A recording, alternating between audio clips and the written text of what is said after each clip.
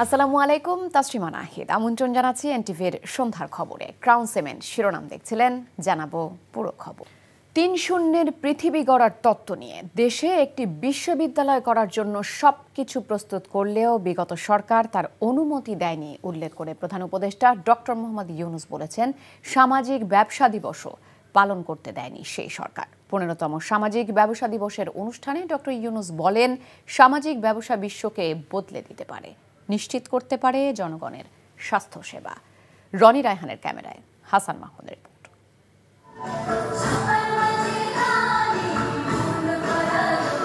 সামাজিক ব্যবসার সাথে সংশ্লিষ্ট বিশ্বের ৩৮টি দেশ থেকে আসা অংশগ্রহণকারীদের নিয়ে সাভারের জিরাবো সামাজিক কনভেনশন সেন্টারে ইউনূস সেন্টার আয়োজন করে ১৫তম সামাজিক ব্যবসা দিবস। দুদিনব্যাপী অনুষ্ঠানের উদ্বোধন করেন প্রধান উপদেষ্টা ডক্টর মোহাম্মদ ইউনূস।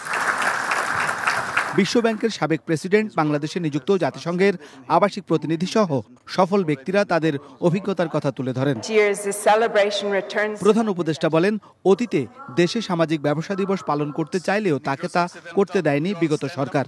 এমনকি ৩-০ পৃথিবী গড়ার যে ধারণা, তা নিয়ে দেশে একটি বিশ্ববিদ্যালয় করার অনুমোদনও মেলেনি। Wondered when we will have our conference here. This was built for Social Business Day. But you couldn't hold that Social Business Day. Not because we are not ready, because government will not allow to make it happen. We are always dreaming about having our own university because education is so core in our thinking. Government will not allow us to set up a university. Doctor Yunus বলেন, সামাজিক ব্যবসার মধ্য দিয়ে যেমন সামাজিক দায়বদ্ধতা তৈরি হবে, তেমনি এর মধ্য দিয়ে শিক্ষা, স্বাস্থ্যসহ বিভিন্ন সেবাকে গ্রামীণ মানুষের দোরগোড়ায় নিয়ে যাওয়া সম্ভব। তাই ধ্বংস থেকে ফিরে মানবিকতার পৃথিবী গড়ার আহ্বান জানান doctor Yunus. You should be moving forward. Instead, you see things getting backward. You thought you got rid of the wars in the world. And you're hoping that now space has come, human being to live in peace. India, Pakistan gets into war. We had the Ukraine going on. And then Iran, US, of course, Israel, Palestine. বিপর্যয় ও ধ্বংসের পথ নয়, উদ্যোক্তা হয়ে স্বপ্নের পথে হাঁটবার পরামর্শ দেন doctor Mohammad Yunus. মানুষ সামাজিক জীব, তাই সমাজের প্রতি সবার ব্যক্তি হিসেবে যে দায়বদ্ধতা, সেই ধারণা থেকেই সামাজিক ব্যবসার ধারণাটি প্রবর্তন করেছেন ডক্টর মোহাম্মদ ইউনূস। তিনি বলছেন, পৃথিবী ধ্বংসের জন্য শুধু নয়, মানবিকতার জন্য উন্মুক্ত করে দিতে হবে। Hasan Mahmud, NTV news, Zirabo, Savar. প্রধান উপদেষ্টা ও প্রধান নির্বাচন কমিশনারের বৈঠকের বিষয়গুলো জনগণের সামনে উত্থাপনের দাবি জানিয়েছেন বিএনপি স্থায়ী কমিটির সদস্য সালাউদ্দিন আহমেদ। বিকেলে গুলশানে নিজ বাসায় সাংবাদিকদের সাথে মতবিনিময়ে এসব কথা বলেন তিনি। জানান, বিএনপির ধারণা ফেব্রুয়ারিতে নির্বাচন আয়োজন বিষয়ে আলোচনা হয়েছে তাদের মাঝে। দলটি মনে করছে নির্বাচন সংক্রান্ত প্রস্তুতি সেপ্টেম্বরের মধ্যেই নেওয়া সম্ভব। তিনি আরও বলেন, দেশের বর্তমান প্রেক্ষাপটে স্থানীয় সরকার নির্বাচন আয়োজনের সুযোগ নেই। এছাড়া জাতীয় নির্বাচন নিয়ে প্রায় সব দল একমত বলেও মন্তব্য করেন সালাউদ্দিন আহমেদ। নির্বাচনে সরকার নিরপেক্ষতা বজায় রাখবে এমন প্রত্যাশা জানান তিনি। আমরা আশা করেছিলাম হয় প্রধান উপদেষ্টার কার্যালয় থেকে অথবা প্রধান নির্বাচন কমিশনারের পক্ষ থেকে প্রেসকে কিছু জানানো হবে, কি বিষয়ে আলাপ হলো, কি বিষয়ে বৈঠক হলো। আমরা চাই অন্তর্বর্তীকালীন সরকার তার নিরপেক্ষতা বজায় রাখবেন, স্বচ্ছতা বজায় রাখবেন। প্রহসনী নির্বাচন পরিচালনার অভিযোগে করা মামলায় সাবেক প্রধান নির্বাচন কমিশনার KM নুরুল হুদার দ্বিতীয় দফায় 4 দিনের রিমান্ড মঞ্জুর করেছে আদালত। 4 দিনের রিমান্ড শেষে দুপুরে তাকে ঢাকার চিফ মেট্রোপলিটন ম্যাজিস্ট্রেট আদালতে হাজির করে পুলিশ। এরপর মামলার সুষ্ঠু তদন্তের জন্য দ্বিতীয় দফায় ফের 10 দিনের রিমান্ড নিতে আবেদন করেন মামলার তদন্তকারী কর্মকর্তা শেরেবাংলা নগর থানার SI শামসুজ্জোহা সরকার। শুনানি শেষে ঢাকার মেট্রোপলিটন ম্যাজিস্ট্রেট আওলাদ হোসাইন মোহাম্মদ জোনায়েদ তার 4 দিনের রিমান্ড মঞ্জুর করেন। এর আগে 22 জুন রাজধানীর উত্তরা এলাকা থেকে তাকে গ্রেপ্তার করা হয়। বাংলাদেশে যাতে আর কোনোদিন ফ্যাসিবাদের জন্ম না হয় সেদিকে লক্ষ্য রাখতে জনগণের প্রতি আহ্বান জানিয়েছেন জামায়াতের আমির ডক্টর শফিকুর রহমান। দুপুরে মৌলভীবাজার জেলার কুলাউড়ায় সম্প্রতি হত্যাকাণ্ডের শিকার 10ম শ্রেণীর স্কুল শিক্ষার্থী নাফিজা জান্নাত আঞ্জুমের বাড়িতে গিয়ে পরিবারের সদস্যদের সাথে দেখা করে সাংবাদিকদের কথা বলেন তিনি। দলগুলোকে নিজের স্বার্থ না দেখে দেশের স্বার্থ দেখারও আহ্বান জানান। পরে জেলা জামায়াতের সাবেক আমির মরহুম দেওয়ান সিরাজুল ইসলামের পরিবারের সাথে সাক্ষাৎ শেষে তার কবর জিয়ারত করেন। জামায়াতের কেন্দ্রীয় সহকারী সেক্রেটারি জেনারেল অ্যাডভোকেট এহসানুল মাহবুব জুবায়ের, জেলা জামায়াতের আমির ইঞ্জিনিয়ার শাহিদ আলী এ সময় তার সাথে ছিলেন।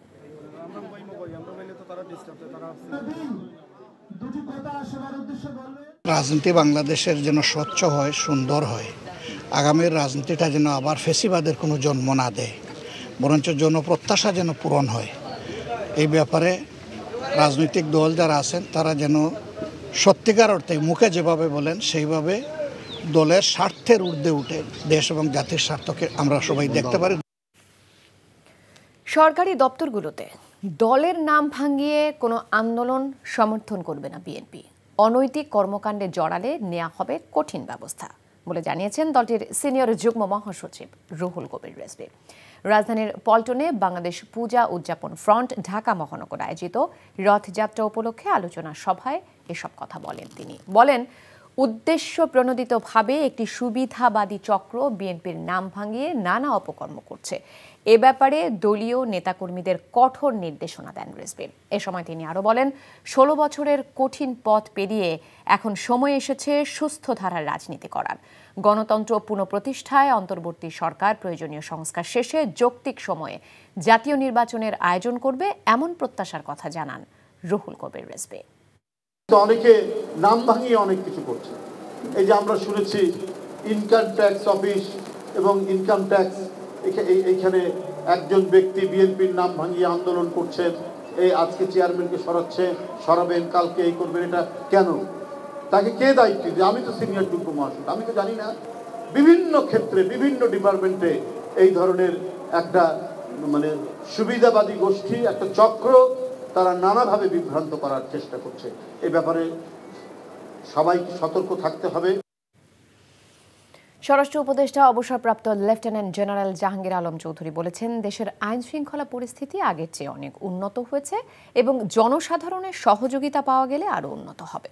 পাশাপাশি মব সন্ত্রাসের বিরুদ্ধেও সরকার কঠোর ব্যবস্থা নেয় তা কমে এসেছে। বিকেলে ঢাকার ধামরাইয়ের 400 বছরের ঐতিহ্যবাহী শ্রী শ্রী যশোমাধব দেবের রথযাত্রা উদ্বোধনের সময় এসব কথা বলেন তিনি। বলেন, অন্তর্বর্তীকালীন সরকার বৈষম্যহীন এবং মানবিক বাংলাদেশ গড়ার লক্ষ্যে নিরলসভাবে কাজ করে যাচ্ছে।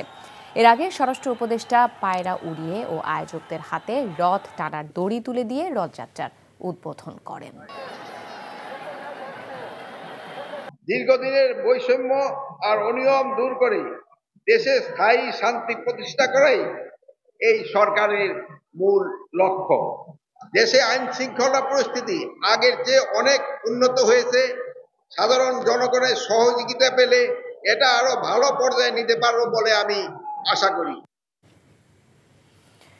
পরীক্ষার প্রথম দিনে অসুস্থ মাকে হাসপাতালে পৌঁছে কেন্দ্রে দেরিতে আসা শিক্ষার্থীর পরীক্ষা নেয়ার বিষয়টি বিবেচনাধীন বলে জানিয়েছে প্রধান উপদেষ্টার প্রেস উইং।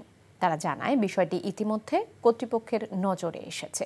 এ নিয়ে আজ শুক্রবার প্রধান উপদেষ্টার ভেরিফাইড ফেসবুক পেজে একটি পোস্ট দেওয়া হয়েছে, যেখানে বলা হয়, শিক্ষা উপদেষ্টা সিআর আবরার বলেছেন, মানবিক বিবেচনায় ওই শিক্ষার্থীর বিষয়টি গুরুত্বের সঙ্গে দেখা হচ্ছে। বাংলা প্রথম পত্রের পরীক্ষা নেবার বিষয়টি পাবলিক পরীক্ষা গ্রহণ সংক্রান্ত আইন ও বিধির আলোকে সমাধানের চেষ্টা করা হচ্ছে।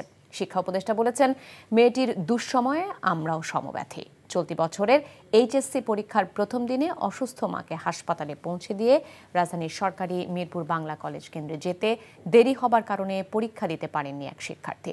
পরীক্ষা না দিতে পেরে ওই শিক্ষার্থী কান্নায় ভেঙে পড়েন। এই ছবি ও ভিডিও সামাজিক যোগাযোগ মাধ্যমে ছড়িয়ে পড়লে বিষয়টি নিয়ে গণমাধ্যমে সংবাদ প্রকাশিত হয়।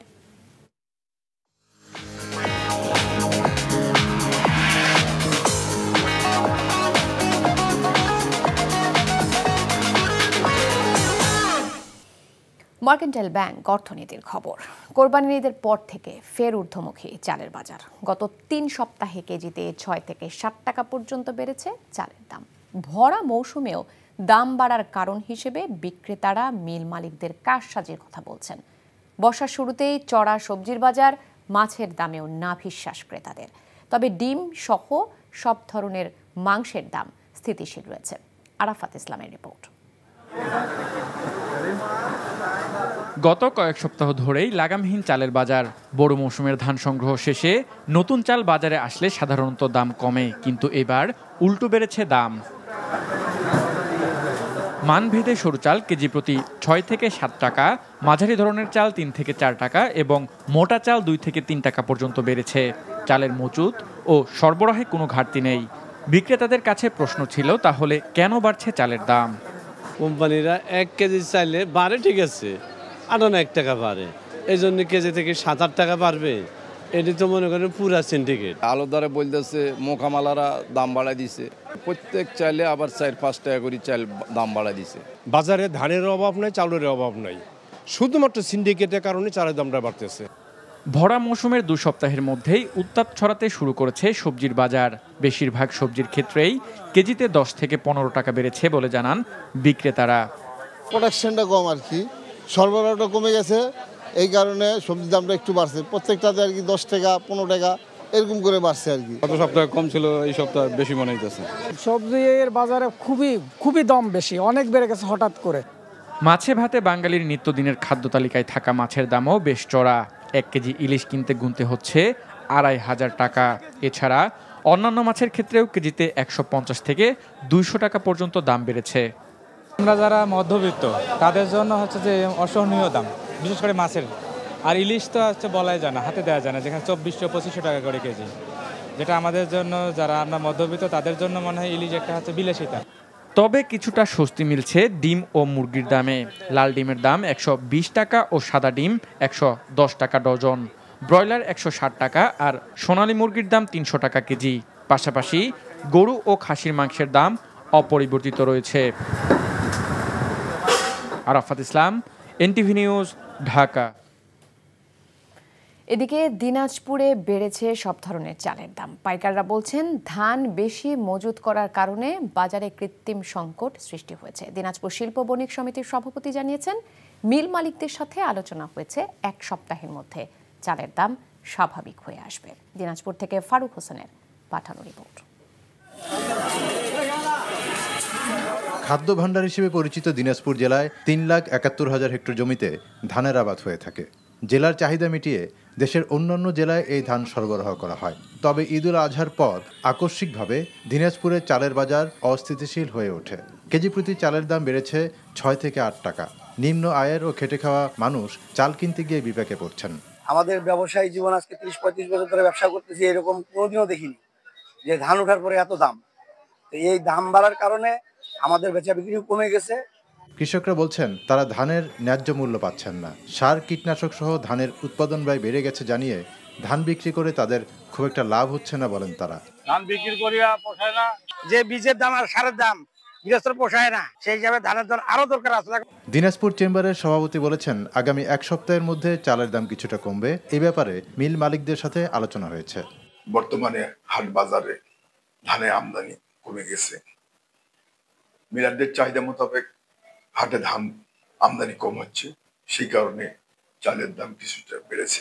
আগামী সপ্তাহে আশা করছি যে চাউল কিছুটা দাম কমবে।